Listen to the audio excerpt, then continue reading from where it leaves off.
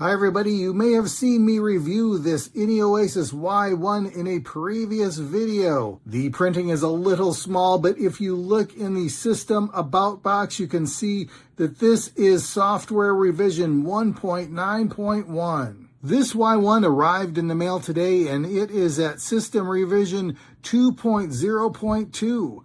What has changed? In system 1.9.1, if you go in the settings menu, under the equalizer button, there is a sort by option. The default is name A to Z, Z to A, time reversal, and then back to A to Z. In system 2.0.2, that menu option is completely gone. The default option is now the only option, and that is sorting alphabetically.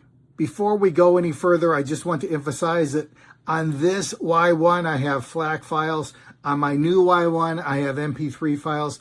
There are going to be some differences because of that, but that's not what I'm highlighting today. This is the now playing screen for system 1.9.1.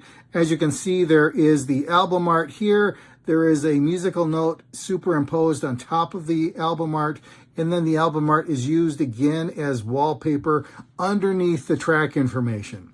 What I didn't like about this is, depending upon the album art, the track information was really difficult to read, and I just would rather it didn't have it at all. This is the now playing screen for system 2.0.2. As you can see, the album art is featured predominantly in the screen. The wallpaper is now the system wallpaper, and it's much easier to read the track information on top. And the track information is actually larger. So if your eyes are not as good as they used to be, you should have less trouble reading this. Another thing that I wanted to point out is that I've been using and abusing this Y1 for the past 7 months, and the screen still looks really good. I have no screen protector. I have no case for this. So that should give you some indication of the performance you can expect from your Y1. Innioasis calls this color green. You may have a different opinion, but we're going to go with green because that is official. The green version of the Y1, to me, looks physically larger than the black version.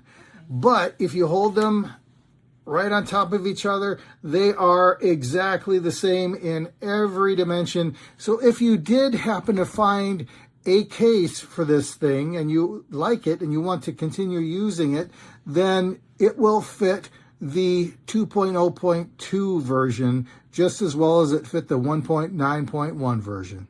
As far as I can tell, those are the only differences. I don't know if the green existed when I got the black Y1, but I do like the green. If you haven't seen my earlier Y1 review, know that this is the rebirth of the Apple click wheel. It is, as far as I can tell, functionally identical. What makes the click wheel so good? I honestly don't know if it's just what I'm used to or if it is actually superior. But to move up and down the menu, you go around in a circle. And to make a menu selection, you press the center. When you are on the now playing screen, it does appear to function like every other modern MP3 player on the planet today. It's play, pause, previous track, next track, go to the previous menu. But don't forget about that click wheel where you can change the volume. And when you are scrolling through your songs, you're using the click wheel. Does the Innioasis Y1 function identically to the Apple iPod of yesteryear?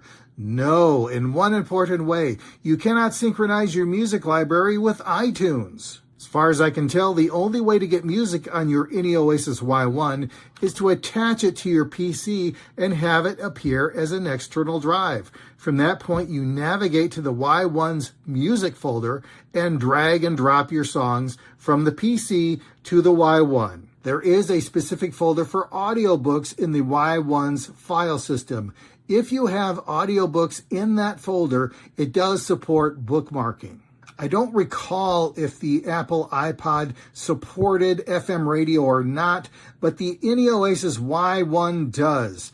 You do need to use wired headphones, or you can use Bluetooth headphones if you have a 3.5 millimeter cable of some sort attached to the headphone jack. A feature I know for sure wasn't on the Apple iPod Classic was Bluetooth, and I have successfully used that function on the Innioasis Y1 with earbuds, with my home stereo receiver, and a portable speaker. My favorite feature was and continues to be the shuffle play option.